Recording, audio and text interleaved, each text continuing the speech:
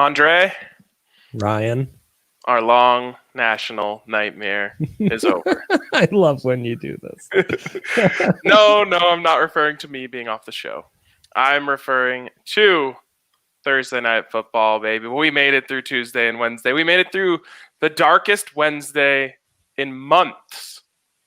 It was the first time since July that there were no major sports on, or at least American major sports on in a day. So we're here. We made it. Yeah, it felt very different. Henry and I really needed to talk some things out on that Trends Day yesterday because, it was weird not having any actual games. How did Henry do on Guess the Lines? He lost. Yeah. Well, you're on like a 4-game win streak. He almost made a comeback, but no, he lost. We even did college Guess the Lines on Wednesday, and he lost in that too. Oh, that's a little more embarrassing. Well, he's a rookie. What do you expect from the kid? That's right. Okay, so we have Thursday Night Football tonight, yes. But we've made it through another long national nightmare, and that is the break of college football in Colorado finally coming to an end tonight. We've got Colorado State and Fresno State on the slate. Don't know if I've ever been so excited for a Colorado State football game that wasn't against the Buffs. So actually, in honor of that, we're going to bring on our resident Colorado State expert, our guy, Justin Michael, up in Fort Collins. What's up, Justin? How's it going, guys? Ready for some college football, brother. We should specify we have had college. I did the same thing on the draft pod. We have had college football in the state. It just hasn't been a state college. State colleges, that's what matters. Nice to have the Rammies back. I think, and we're doing this show late enough where I think no matter, even if we tried, we couldn't get this game canceled. This one is going on. Please don't say that. I've experienced way too much at this point, and it's been 335 days. I'm not willing to risk anything. Oh, gosh. Man, I'm mostly happy for Justin. Yes. I know there was an Air Force game, and they've had a couple, right? Yeah. Yeah, they played twice now. We loved them against Navy, hated them in the other one. Yep. I bet on them last week, and they ruined my life.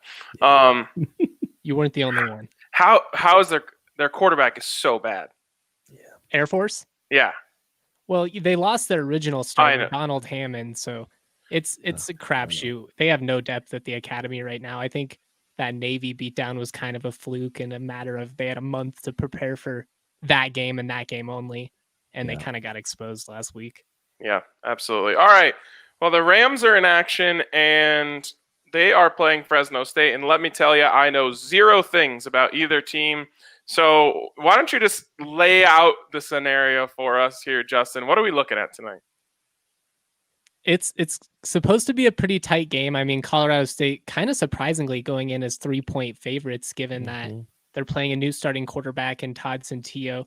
I expect it to be a 2-quarterback situation where we see him and Patrick O'Brien, who started most of last year, but he missed some camp with some quarantine stuff. So it's really going to be interesting. I've been told that CSU might be missing some starters, so we're going to kind of have to see how that plays out. There might be some guys that are getting some touches that we're not necessarily used to. But then, you got Fresno State, who it's kind of a must-win game for them. They already lost at home. You only have 4 home games in this schedule, assuming that you play all your games. CSU already lost a home game. So it's kind of the stage is set for Fresno to be hungry. But I'm intrigued to see what CSU does coming in. Now, CSU's got these 2 quarterbacks. Yeah. You said you wouldn't be surprised to see them both play tonight. What we know a little bit about O'Brien. Who's this new kid? What does he bring to the table? Todd Centillo. He transferred in from Temple. Really, really athletic guy. Probably not, quite as strong of an arm as Patrick O'Brien. It's really more based on using his legs, getting the defense moving, misdirection, a bunch of stuff. But I'm intrigued on what it could bring, especially given that Fresno State, they've only played 1 game. I think the tackling could be sloppy. We get an athletic guy in there. Maybe he's able to break some things open and kind of get that strong run game going, especially given that he's going to be playing behind 3 Boston College transfers, only 1 starting returning offensive lineman for CSU. That's Barry Wesley, hometown kid from Lakewood, Bear Creek. Shout out to Barry. but it's going to be interesting. I'm intrigued to see, does that run aspect really open up CSU's offense? Because as we know, they've kind of been known for that vertical passing attack over the last couple of years. Yeah, wide receiver, you might get a bit of a change in direction this season. And honestly, all those changes on the O-line might be a good thing. Typically not great to have turnover on the O-line. Given the state of the O-line last year, I might endorse that move. So we're really looking at more of a run-first ground control game against a Fresno defense that allowed 323 yards on the ground last week against Hawaii. Totally. And honestly, they got exposed repeatedly by Hawaii's quarterback, he's a very athletic dude, Cordero, but really he wants to beat you vertically, but they just kind of kept letting him go. And he's like, all right, well, if you're going to give me 15 yards every single time, I'm just going to take it. In the second half, they weren't even disguising it. They're just spreading the wide receivers out, little play action one set, and he'd just run to the corner, pick up 15 yards over and over and over. If they'd let Centillo do that tonight, CSU is going to roll.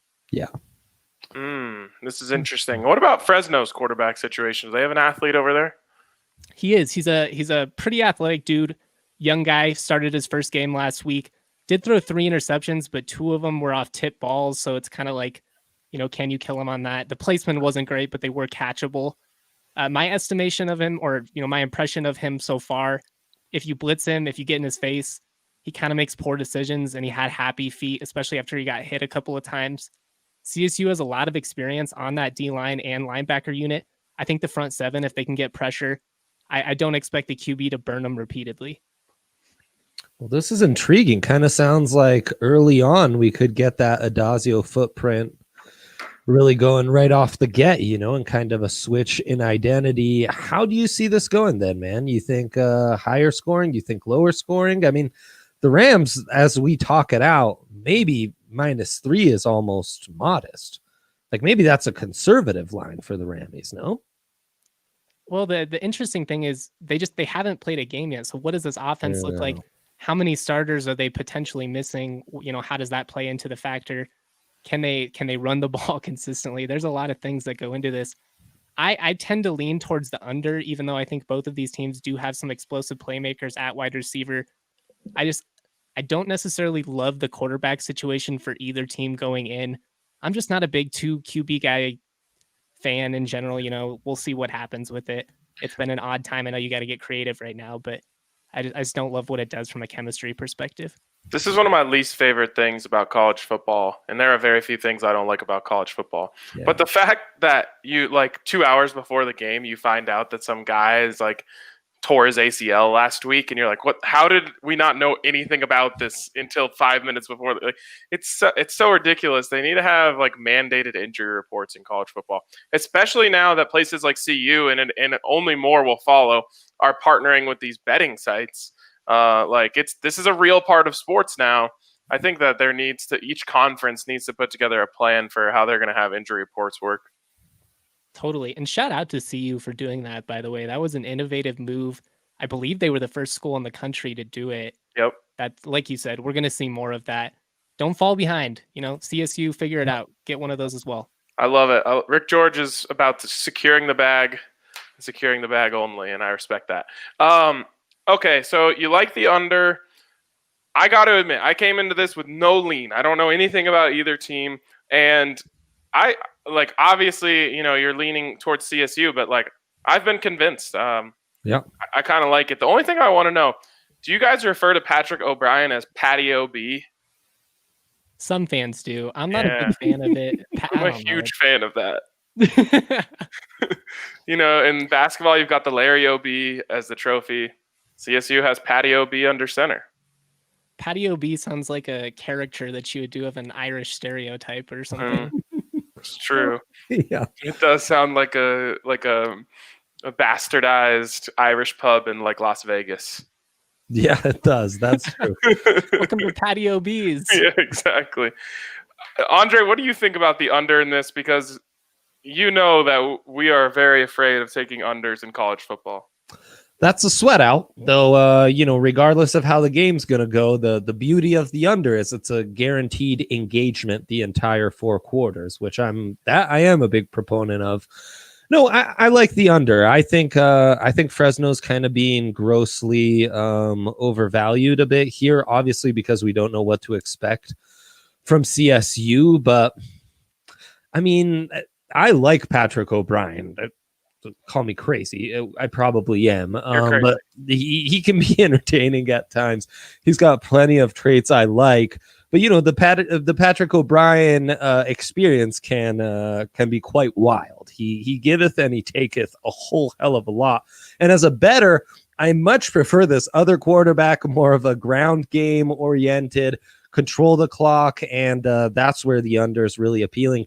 I think the under 27.5 for Fresno, who was held to under 20 points against Hawaii at home just last week. Again, playing into this mentality of a more improved veteran front seven for the Rams, plus the fact that, Fresno hasn't been clicking and the Rams on offense can control the clock a little more. I think 27.5 seems a little ambitious for the Bulldogs. I like the under there too. Yeah, man, I think I like the under across the board just because of what you said about that rush defense for Fresno. Now, if they start breaking off 60-yard runs, and then it kind of defeats the purpose there. But, if they're going to take 6, 7, 8 yards at a time down the field, those are going to be long drives. The under does sound... Fazio will do that all night if you give it to him, Right, and that's what I was going to say is, like, this isn't a coach here who's going to be stubborn about trying to pass the ball. If anything, it'll go the other way around. Yep. Especially with uncertainty at quarterback.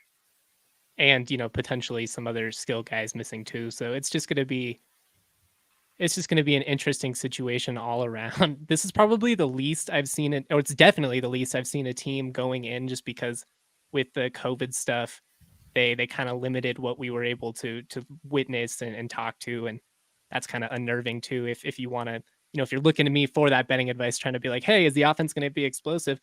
Well, we haven't seen it in 335 days. So there's a lot of returning guys that I like. Hopefully they're playing, but it's just going to be such a weird situation. Like, that's what I was going to say. Like, the only thing I really need to know before I bet on CSU is if Dante Wright is playing. And we just don't know, right? We just don't know at the moment. Oh, no. Oh, no. Oh, geez. All right. Well, I guess we'll have to wait that one out and find out probably 5 minutes before the game. Blink twice if you know, but can't tell us that Dante Wright won't be playing. Oh, no. Oh, no. This changes everything. It does. It does. And insanely enough, I'm maybe a little intrigued by the over 13.5 in the first quarter. Man. I can see that, especially if there's like a big touchdown run, then you only need another touchdown drive after that. You get a broken play, kickoff return, something like that. Right. I'm really just sweating out the first 5 minutes of the first quarter. If I get that one touchdown, I feel good about the next 10 minutes getting one more score. What how do CSU fans feel about this season, like, especially with no Rocky Mountain Showdown? I'm just curious, like, is it a relief over there of like we can get right into the Mountain West schedule, or is it a disappointment of, man, that's a fun game? Well, I think I think people are somewhat over it at this point, since it was supposed to be in August, but or September or whatever that was. But yeah, it was supposed to be the first Rocky Mountain Showdown in Fort Collins in the 90s. So there was definitely a lot of disappointment there, frustration. The COVID stuff, I think, made everybody understood that it wasn't a situation where CU, backed out in a normal schedule and replaced it or something. So I don't think they were too upset in that regard. But it was definitely, I think they were bothered when the Pac-12 was potentially exploring, playing a non-conference game, and it didn't look like CU would play CSU in that situation. They were kind of just like, well, what the hell? But it definitely sucks. I mean, it sucks for the fans. I will say, like, CU proposed to the Pac-12, like, we should have a conference schedule and one non-conference game. And as far as I'm concerned, they were going to try and play CSU, but that's what Joe Parker said, and who knows, that you kind of have to say that, like, even if CU didn't want to play the game, CSU can't really go out and bash them publicly because they want to maintain that relationship. They want to be able to schedule it in the future. Given what I know about Rick George, I don't think he would have been, sleazy like that and tried to screw CSU at the last minute. I would imagine that if they could have made it work, they would have. Yeah, for sure. All right. Well, we're going to talk a little NFL here in a second. Hopefully you'll stick with us, Justin. We're going to talk a little Thursday Night Football. But first, a shout out to DraftKings Sportsbook, where you can get in on all of this action, including on a little CSU football tonight.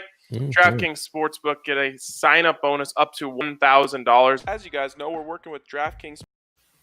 Oh, this is me just talking over me there. There it is. $1,000 sign-up bonus when you sign up at DraftKings and use the code DNVR. All sorts of awesome propositions, all sorts of awesome offers. If you sign up now, you can bet $1 on Ohio State or Penn State this weekend and win $100 if you get it right. Let me tell you, Penn State, big underdogs, huge hedge opportunity there that I might recommend. Yes. If you just want to make sure you come away with a profit on that. So make sure you go down to DraftKings Sportsbook, use that code DNVR at sign up, and get in on all this action. It can make a CSU versus Fresno State game on a Thursday night entertaining. Just kidding. Sorry, Justin. You must be 21 or older. Colorado only. Bonus comprises of a first deposit bonus and a first bet match, each up to $500. Deposit bonus requires a 25x playthrough, and restrictions do apply. See DraftKings.com/sportsbook for details. And if you have a gambling problem, call 1-800-522-4700. All right, time for Thursday Night Football, the NFL version. Real barn burner tonight, boys. Falcons, Panthers, and a little NFC South matchup. Dre, what are you thinking? This is what we live for. I was messing around with some hedges on that Penn State game. You can do that pretty cheap. You can guarantee yourself a nice little profit right now. That's free money just waiting for you to take it. I mean, when we did these lines, when these came out, the Panthers jumped out to me as one of the teams I really wanted to target this week. -3 seemed extremely juicy. I don't know how you could make the Falcons this. I mean, just +3 is it's too little for the Falcons and how terrible they've been. I mean, let me stop you. It's moved all the way to 1.5. That's what's crazy. How has it now moved on top of that? It's like, have people not watched the Falcons, the most successful team in maybe the history of football at blowing late game leads? In fact, I'm going to jump straight to the odds boost. Usually the odds boost, I'm a little more reluctant. I'm a bit of a betting hipster. I don't like the mainstream bets. I like to find my own, but we have a gorgeous odds boost that is specifically for the Falcons and how terrible they are. Falcons to lead in the fourth quarter and lose the game. You can get that at +440. This is so ridiculous to me, Dre. I think you're being facetious here. Oh, no. How can that very specific scenario, which requires like a million things to go your way, be only +440? Yeah, now that's true. Well, it's the Falcons, though. They're magicians at doing this, Ryan. You're basically parlaying the Falcons to win the first 3 quarters with Panthers money line. That should just be worth way more. Yeah, that's true. Yes, you're right. Yeah. So all of the value there. Even, I mean, I don't trust the Falcons at all. But yeah, like you're saying, you just need too many things to go right for you there. Yeah. So I, of course, love the Panthers, which scares me. I feel like this is a trap game. Everyone likes one side, the other side wins. I hate it. But I also really like the over on passing yards. I've really been liking taking the over on passing yards for these primetime games. It just feels like they're letting the receivers get off a little more. They're trying to make these primetime games a little more exciting. You go back and look at that Cardinals-Seahawks game the other night, and they were just, they're just hucking it all over the field. Yeah. So 285 for Matt Ryan, 280 for Teddy B. I kind of like them both, especially with no Christian McCaffrey out there tonight. Now, I wonder if that's why the line has moved, but still, Mike Davis has been fine. Carolina's clearly been the better team per how these teams have performed. My metrics, YPP has Carolina as a 10-point favorite. 10 points. 7 points in a neutral site. I mean, that's significant. And estimated win would have this as a 4-point spread in favor of the Panthers. So I'm leaning heavily towards the Panthers. I think that defense is much better. They're much better coached, and the offense might not have the same highs, the same peaks, but they don't have the lows either. And they've been pretty consistent and at full strength, which is nice. Where I'm really torn is on this over under of 49, because these teams are averaging exactly 49.4 points. Well, it's moved up to 52 now, so maybe that means that you like the under. I do like the under. That definitely has me more intrigued. You missed Trends Day yesterday, Ryan. But the unders the last 2 weeks in the NFL have stormed back in a significant way. Overs were 5-9 in week 6, minus 44 if you did an over under plus minus. Week 7, 6-7-1 were the overs, minus 54. So those unders are starting to hit in this game with that Panthers defense. I am intrigued by that under now. What do you think, Justin? You never know what you're going to get out of that Falcons offense, because they're good for 40 points in a game at any, given time. It's just they can also give up 50 at any point. With it moving up to 52, I probably lean towards the under, just because I think Carolina is probably going to try and grind the clock out and control tempo. But I could see where the over would be a little bit intriguing, even at 52. Yeah, Dre, my question for you is less about what these teams are scoring and more about what they're giving up. Right. Yeah, that's a fair question. Because that is what scares me on the under, is both these offenses are very capable, as we've seen. And I just don't know if the defenses are good enough to stop each other.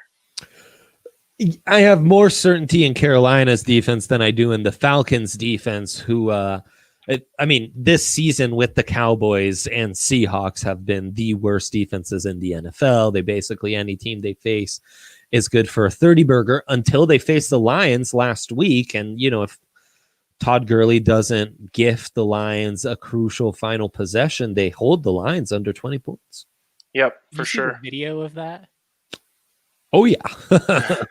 Oh yeah. I've also talked about it in every podcast I've been on this week. It's insane. I can't get over it. Okay, so I need theories here, because I am of 100% belief that he scored on purpose. It kind of does look like he tries to hold up, because he falls in the end zone really awkwardly. So to me, that kind of looks like he's trying to stop himself at the last second. Yeah, but I almost wonder if he was running with his eyes closed, to be honest. It happens when you're absorbing hits and stuff. Yeah. I think he's so thrown off by that final defender holding on and trying to tackle him, and I really think that defender's just trying to yank the ball, that he just got in break the tackle mode and catches himself like a half an inch too late. I think that he, in the middle of the play, was like, I'm not supposed to score, but touchdowns and stats and fantasy owners and all of those things crossed his mind. And he's like, my next contract might be dependent on this touchdown. And I think he just couldn't resist getting himself one more touchdown on the stats this year. Ruthless, man. I can't believe they did that. But he wanted to make it look like he was trying to not do it, and he just accidentally scored a touchdown. If that's true, I appreciate the performance, and I'm less mad at him because he sold it pretty well. He sold it amazingly, yes. I'm not mad at him at all, because we had Lions money line. Actually, I think I did too, so I'm not mad at him either. So, no, I was saying yesterday, I somehow was on the winning side of both Penn State and Todd Gurley doing that same thing last week, and managed to pull out wins like out from the dead. Really amazing. Have you guys had any success with the Thursday night first touchdown scorer where you get the insurance? I've missed it so many times, but the odds are so juicy every time. Andre and I, look at Andre's face. Andre and I talk about this every week. Everyone knows someone who's hit this. It's just, I've never hit it myself. It's never me. Yeah, exactly. Yeah, I'm convinced Ryan and I are basically in the Truman Show, and these are all just actors put out amongst us to be like, oh, I just hit the first touchdown, because we cannot for our lives do it. It doesn't matter if I get an insured, it just doesn't hit. It doesn't happen. Now, last primetime game we did, Ryan, you like mentioned casually who the you were like, oh, but I'm looking more at like long shots, like Josh Reynolds might be one that, and of course, Josh Reynolds' first touchdown on Monday night, but we didn't have it. Nope. I actually nailed that analysis on Monday night about the two corners, shutting them down on the outside. Felt good about that. I will say, if I was going to take anyone in my first touchdown bet here, it would be, where is it? It would be Teddy Bridgewater plus 2,000. You can get Julio Jones at plus 1,100, which is still pretty good, especially with the insurance. Do they still never target him in the red zone, though? Like, it's been like a 3-year problem. They're so bad in the red zone, period, as an offense. That might be why Todd Gurley was so desperate to score down there. He was like, oh, we never get this opportunity again. Right? Like, I've practiced this for 3 months straight. The hottest prop of the night is Todd Gurley to score first. Then it's DJ Moore over 67.5 total receiving yards. That seems like a classic, just public nonsense. He's been really up and down this year. Then it's Julio over 70.5. Ridley first touchdown. Gurley touchdown anytime. Mike Davis first touchdown. Julio first touchdown. Gurley over 63.5 rushing yards. Calvin Ridley touchdown anytime. Those are the hottest props on DraftKings right now. Well, we haven't had very much, notable Thursday night college football, Dre, but I have been known to put together a little college NFL Thursday night teaser.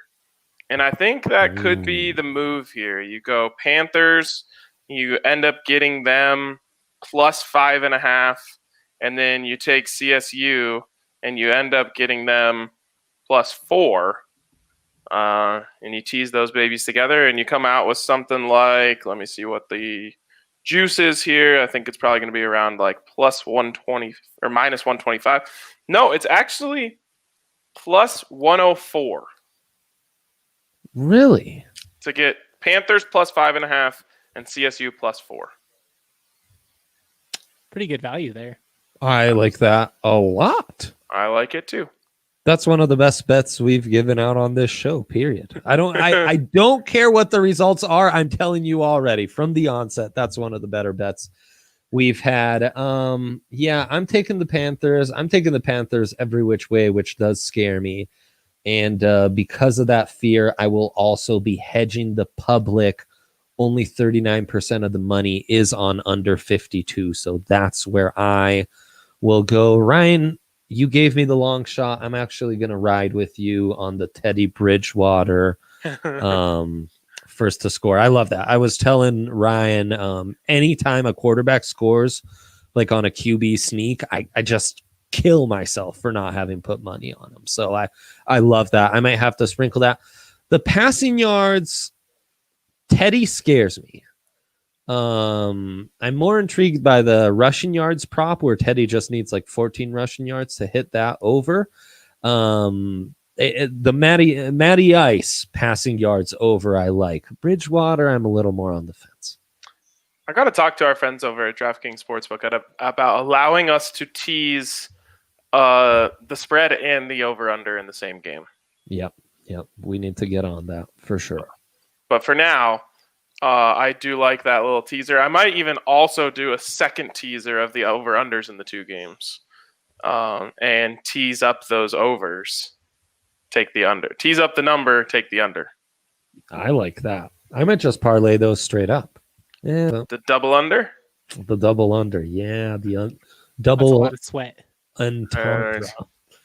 All right. Well, I think we have most of it covered. Justin, good job. You talked me into CSU tonight. That is not an easy task, as most people know. So let's hope they go. Let's hope they go get it. It's hard for me to say. I hope I didn't steer you wrong.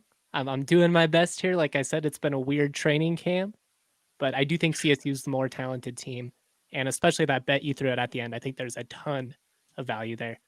Awesome, man. Well, thank you for joining us. Thank you guys for tuning in. Thanks to DraftKings for making this show possible. And we will talk to you tomorrow on our Friday edition of DNVR Bets Daily.